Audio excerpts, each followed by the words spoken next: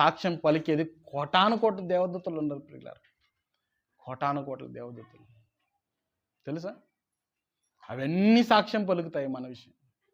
మనం ఎంత జాగ్రత్తగా ఉండాలి చెప్పండి, ఎంత జాగ్రత్తగా ఉండాలి. నేను ఎప్పుడు చెప్తా ఉండేది, మిమ్మల్ని అందరినీ ప్రేమించి నేను చెప్తా ఉండే మాట ఏంటి తెలుసా?